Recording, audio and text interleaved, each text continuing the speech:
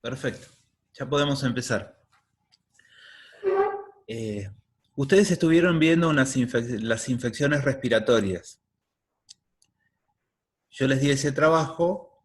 Habitualmente empezamos con esto, con el proceso infeccioso, que es un repaso en realidad de algo que ustedes vieron, tal vez con un enfoque un poquitito más completo nada más. Cuando hablamos de proceso infeccioso, hablamos de la interacción entre los microorganismos y un huésped que tiene como resultado un daño para el huésped, o puede ser causal de una enfermedad. Esa es la relación que se denomina proceso infeccioso.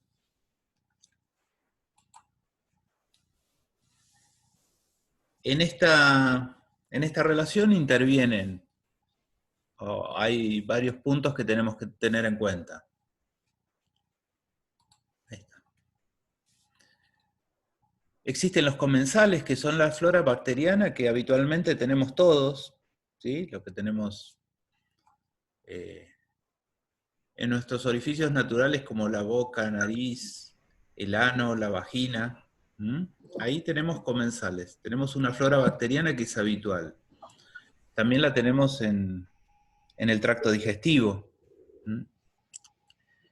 Tenemos que tener en cuenta la patogenicidad, ¿sí? Que es la capacidad de producir enfermedad que tiene el patógeno.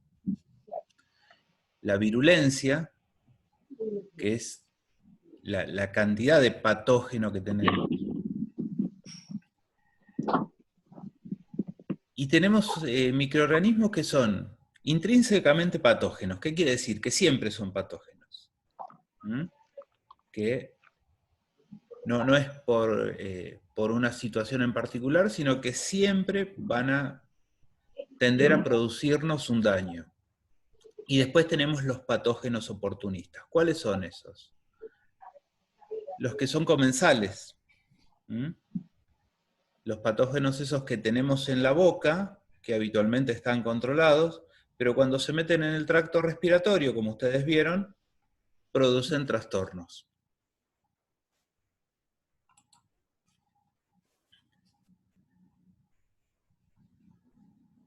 El primer punto de todo esto es la infección, cuando los patógenos entran en contacto con nosotros, y el resultado es la enfermedad.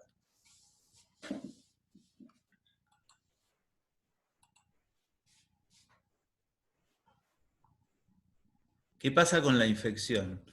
Podemos decir que tiene distintos niveles, distintos grados. El primer punto sería la colonización. Los patógenos entran en contacto con nosotros, ¿sí? Y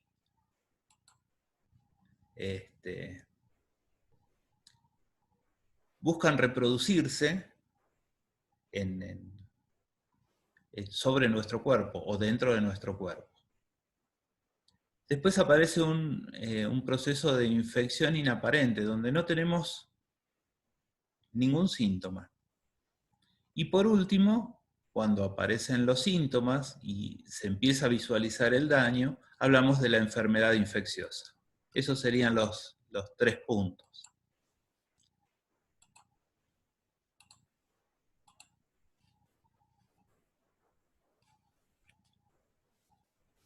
¿Qué le pasa al huésped? O sea, a la persona que es invadida por los patógenos.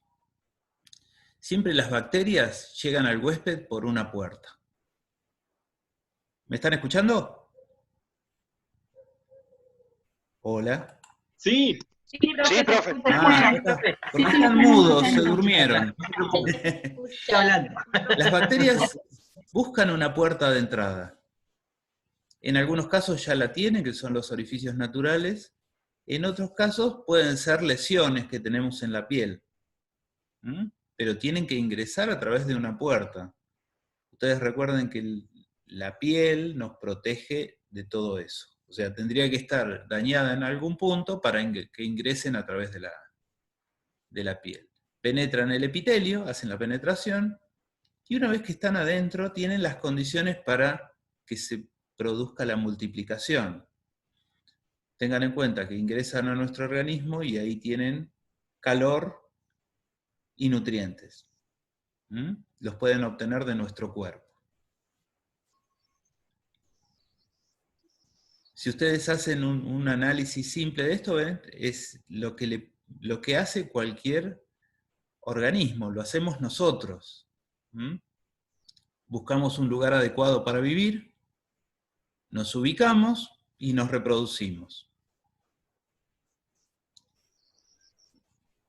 Y al igual que los patógenos, muchas veces producimos daño. Bien, el daño es la alteración o lesiones en células y o tejidos del huésped. Nos termina afectando de esa forma. ¿Cómo se produce, cuáles son los pasos de la infección bacteriana? Lo que les dije, colonización, o sea, encuentran un lugar, ingresan, se multiplican e invaden tejidos. Eso es lo que pasa habitualmente. ¿Cómo entran, cómo llegan los patógenos? Por vía contigua, o sea, tienen que estar en contacto, lo que ustedes vieron con el COVID. ¿Cómo ingresa el COVID? Por contacto. Si estamos a más de 1,5 metros, difícilmente puede ingresar en nosotros. Otra es la vía linfática y otra es la vía sanguínea. Tendría que estar, por supuesto, roto cualquiera de estos circuitos, ya sea la vía linfática o la vía sanguínea, para que ingresen ahí. O ingresan a través de las mucosas a estas dos vías. Cuando ingresan a la vía sanguínea, pueden suceder dos cosas. La primera es la bacteriemia. Y la segunda es la septicemia o sepsis. Son dos situaciones graves que puede vivir el huésped.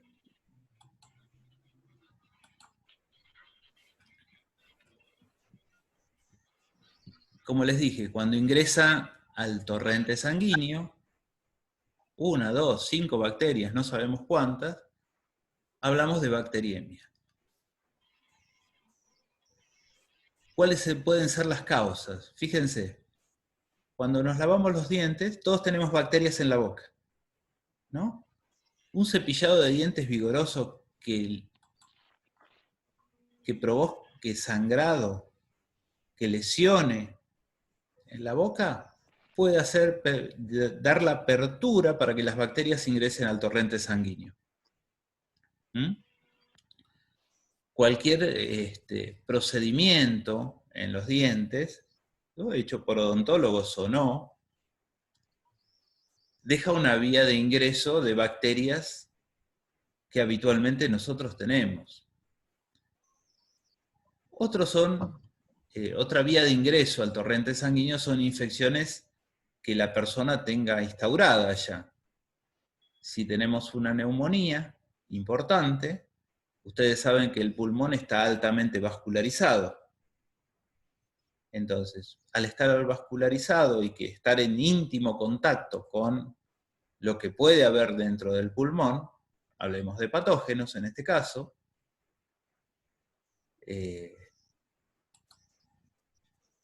podrían ingresar fácilmente al torrente sanguíneo. Otras son las infecciones urinarias.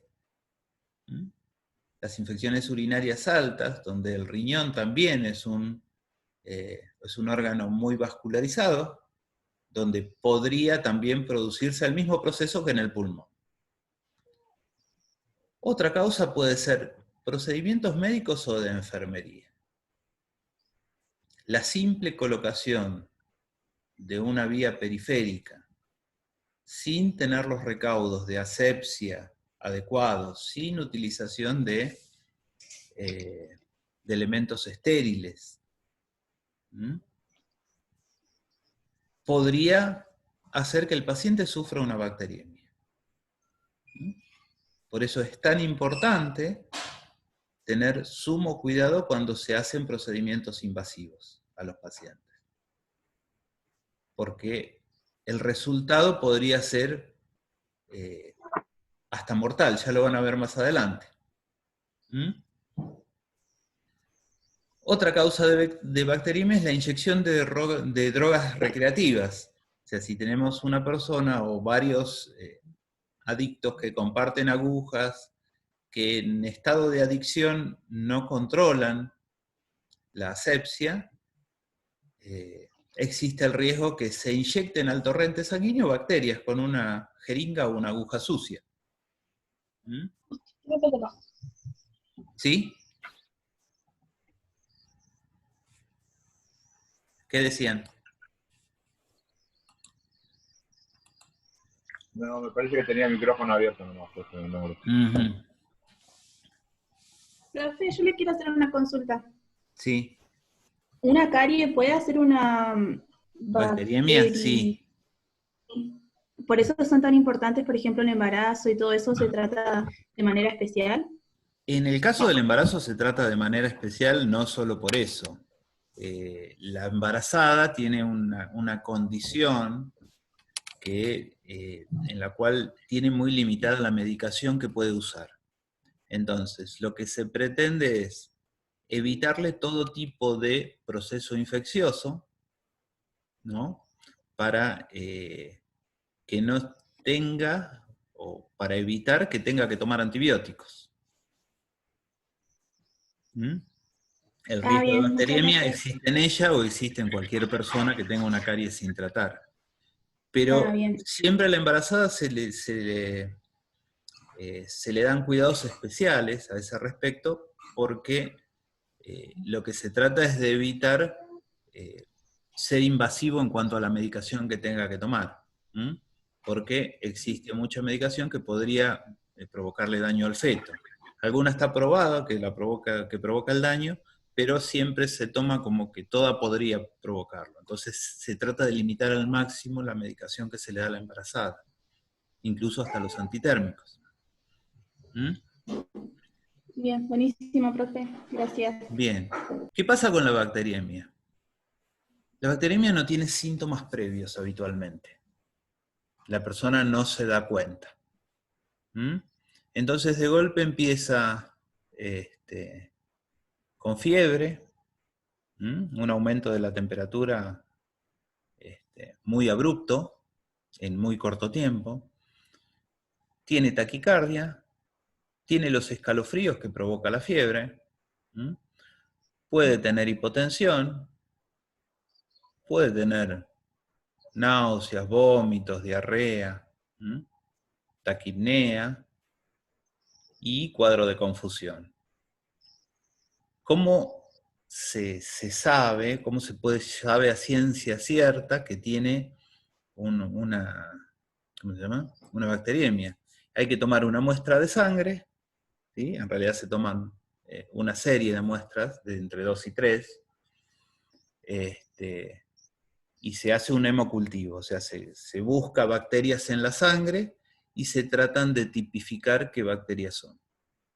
Porque el tratamiento es antibiótico, y entonces se pretende dar un antibiótico específico para la bacteria que ingresó al torrente sanguíneo. ¿Mm? En general, la persona ustedes van a entrar en contacto con ella, si viene de su casa, es probable que la traigan por escalofríos, porque no para de temblar. ¿Mm? Pueden no constatar fiebre, pueden constatar que la temperatura está dentro de valores normales, sin embargo, sí se ven esos temblores. Los temblores de la bacteriemia son característicos. El paciente no puede parar de temblar.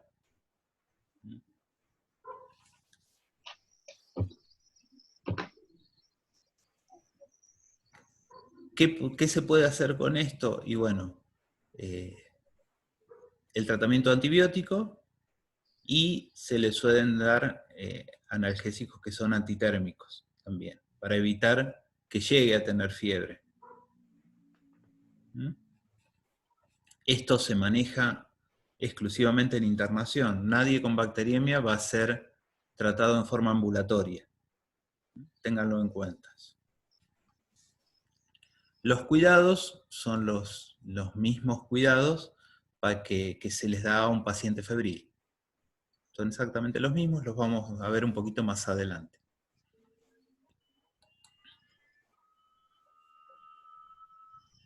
¿Estamos ahí? Sí, está bien.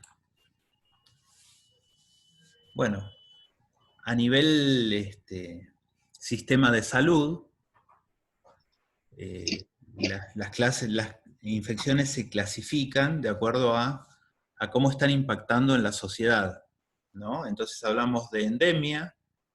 Ustedes conocen un caso de endemia acá en el sur. El hantavirus. La infección por hantavirus. Eso es endemia. Hablamos de epidemia cuando toma ya un territorio más importante. Y lamentablemente conocimos una pandemia. La conocíamos de los libros nada más. Era un conocimiento teórico. Ustedes la están conociendo en vivo. Nosotros también. La conocimos juntos. Lamentablemente. Para más adelante, cuando estén avanzados en la carrera, te voy a decir, sí, esto es una pandemia. Yo la viví. ¿Alguna duda con respecto a esto?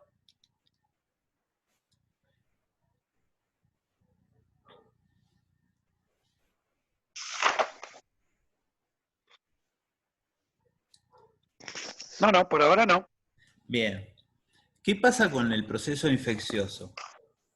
Fíjense, con todo lo que vimos, ¿qué es lo más importante en esto?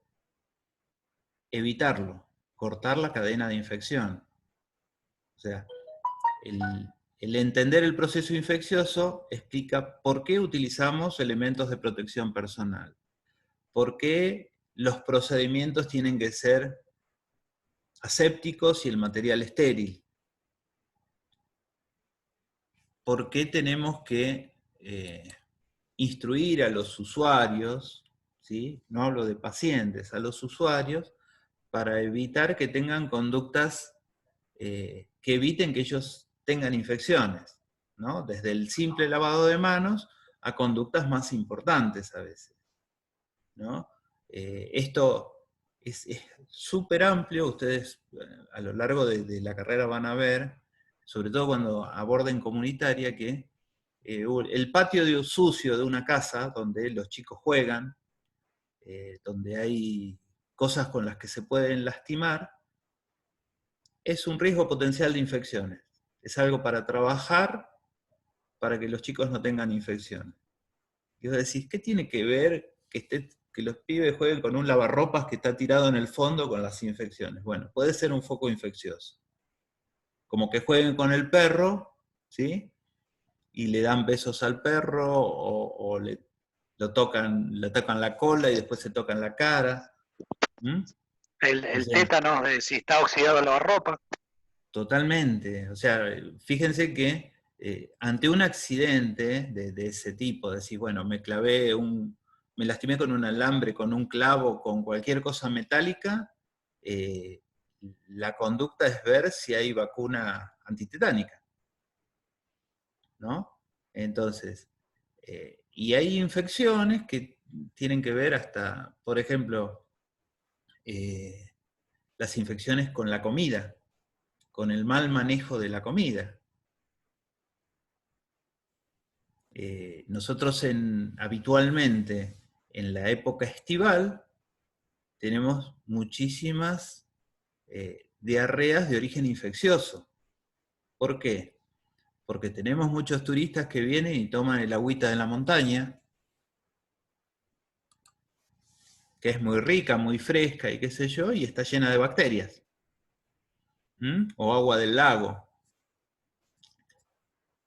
Entonces, el tema de las infecciones nos acompaña absolutamente todo el tiempo.